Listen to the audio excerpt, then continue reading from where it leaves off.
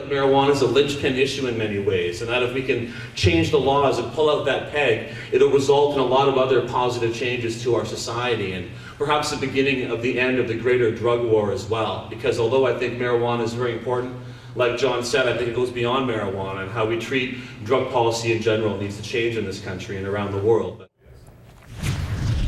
In Vancouver last night, there was a town hall meeting on the legalization, regulation, and taxation of marijuana. And one of the speakers at the event who was there and is going to break this one down for us is Jodie Emery. Of course, she's been on Sun News with us before. Jodie, nice to see you again.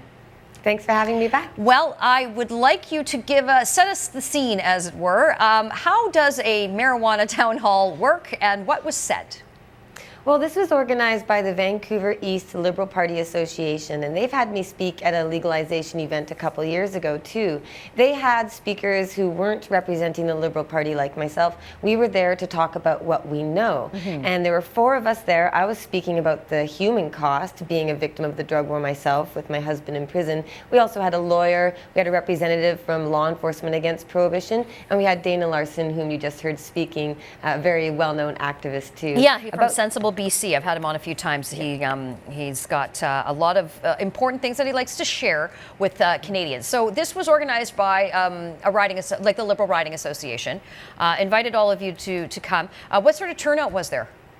I'd say there were about 60 to 70 people, actually. It was a really good turnout. I saw a number of familiar faces, of course. My community likes to get out there and educate as well. But there were definitely people who I had never seen before, and I think they're showing up just curious, not about the Liberal Party in particular, but about marijuana, which, as you know, is a majorly hot topic right now and can't be ignored. And people have a lot of questions about it, so it was nice to see them show up. Yeah, and what did give us a sense, though, Jodie, about what some of the questions were? I mean, this seems to be a more prevalent conversation, let's say, in Vancouver and BC than it would be in other parts of the country. I mean, there's reasons why that is, but let's just move on from that and just simply advance this. And what do people want to know? What do they need to know? Are they asking about whether or not one of the political parties is going to decriminalize, legalize? Is that where their heads are at, or are they simply just looking for any type of information?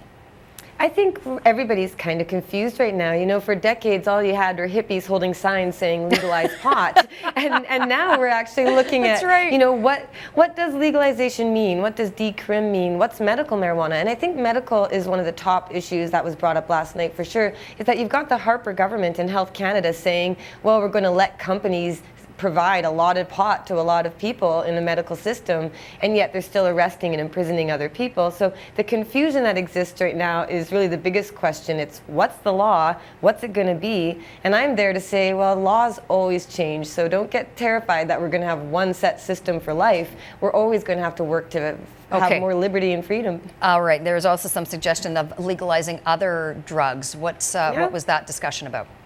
Well, prohibition itself is a failed policy. So you've got pot activists who love pot and want you to smoke it and love championing it, but you also have people like Law Enforcement Against Prohibition who don't say marijuana is a wonderful substance.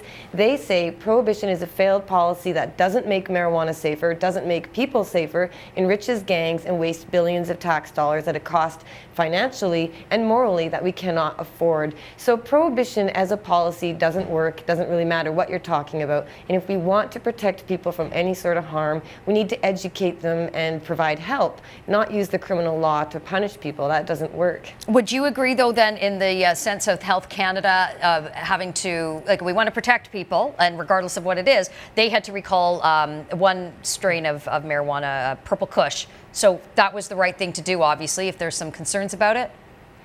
Well, I think what we're moving into is a system where we're trying to figure out what's safe, what's a proper dose, and for doctors, they are concerned about a substance that isn't measurable in a pill form. But Health Canada, as concerned as they may be about Canadians' health and safety, they allow a lot of pharmaceutical drugs to be used that cause damage and death every single day. Even if they do help people, there are drugs out there that cause harm, but we regulate them properly and we educate people about safe use.